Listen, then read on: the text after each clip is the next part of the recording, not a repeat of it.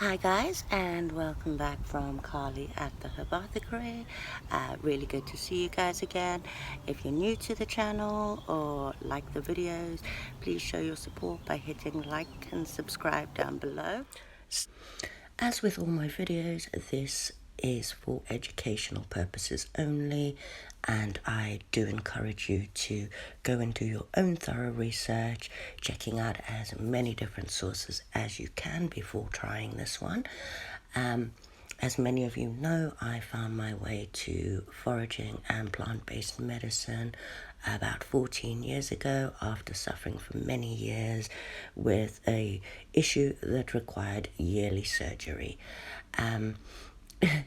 Once I found out I was pregnant, my husband and partner at the time decided that surgeries were no longer an option and it was time for us to find an alternative, both for the short-term pain relief and also to hopefully stop the problem continuing. I, however, am completely unable to take over-the-counter medications.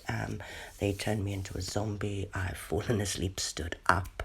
So, pain relief was our first area of looking for, and I required an anti-inflammatory. Now, I'd never taken aspirin before.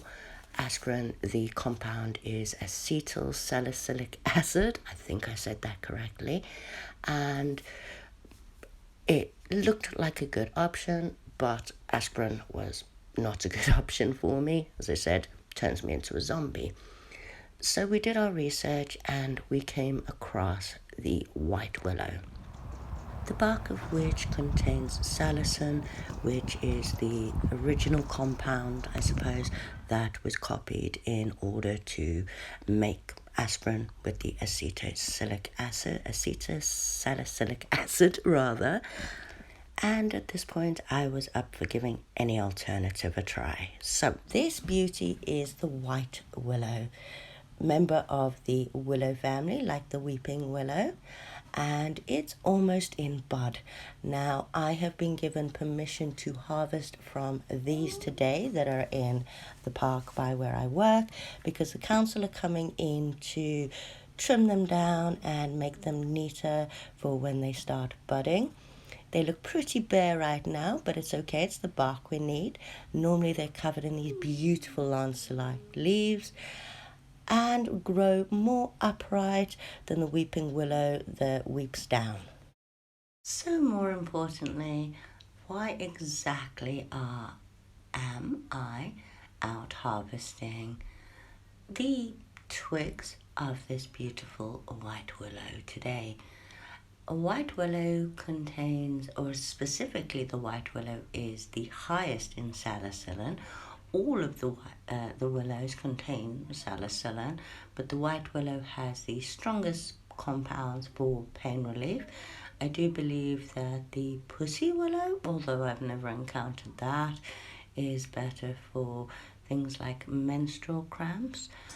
But this is not only a powerful painkiller, but it's also really high in anti-inflammatory compounds and flavonoids. It helps me with the pain, it brings down swelling. We've even used it as a poultice on wounds. I've got these branches that they cut off. Now these really bendy ones with the little shoots on, I'm going to keep them because we're going to use them for basket weaving.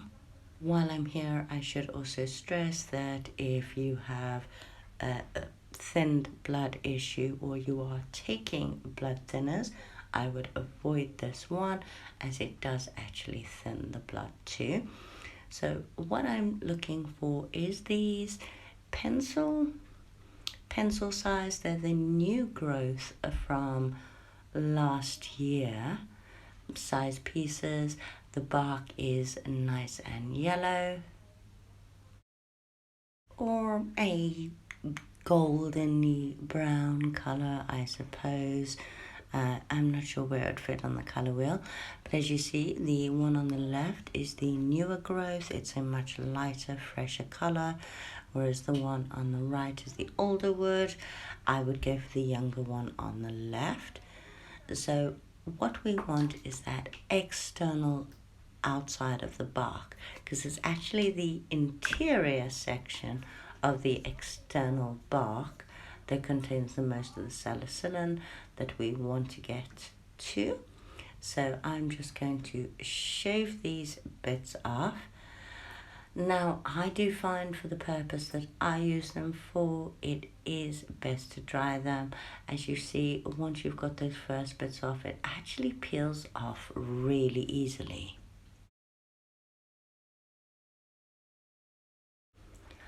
I do generally only use the white willow bark in two ways, which is an infusion in a tea or in a tincture with a alcohol infusion.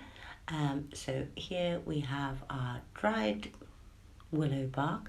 This is some that I harvested a couple of days ago, and I have the distilled vodka, the last of it that's left over that we made last year.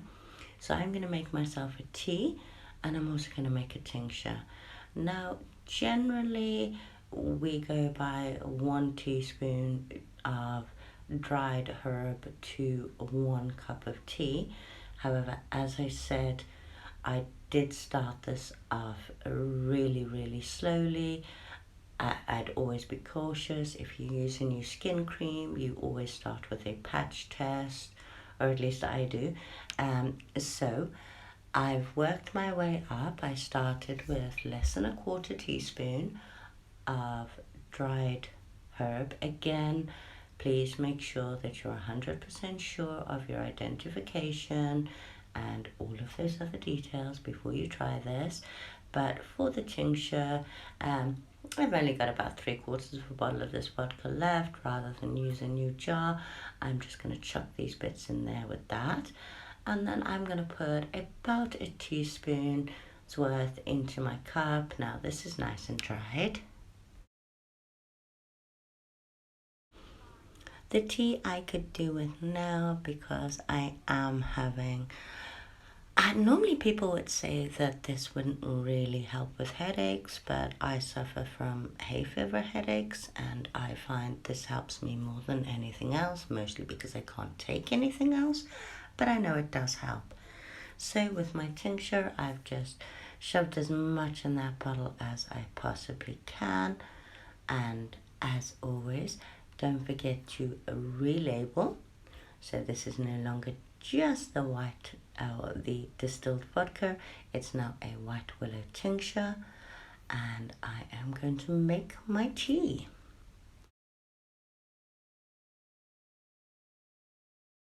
Now, as many of you know, I would normally advise, if you're making a tincture, to do it in a brown or a green bottle, so the active ingredients don't diffuse in the sunshine, but mine's basically going into a dark pantry, so that's not necessary.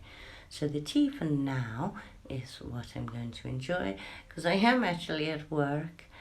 Yes, I'm doing this at work.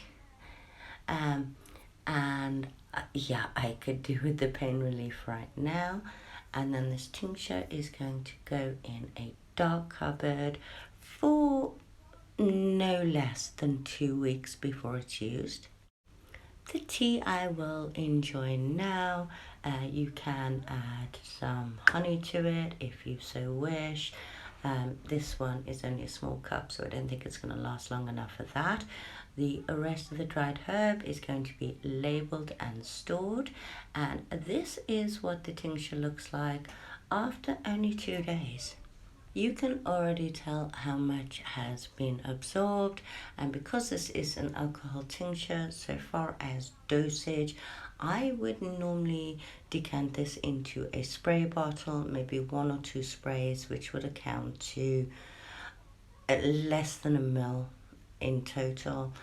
But I find that the alcohol tincture does help to absorb so many of the active components, and 1 to 2 sprays is entirely sufficient for me. Again, this video is only for informational purposes. I did a lot of research and I started off really slow when I first started this. Obviously, if you're on any other medication, contraindications between medications are also an issue. So please, please, please have a good look into it before you even consider it. Just wanted to share with you guys something that helped me a lot. Again, thank you guys for coming back to the Herbothicary. It was great to see you again. Don't forget to hit like and subscribe, and hopefully I'll see you guys again soon. Bye.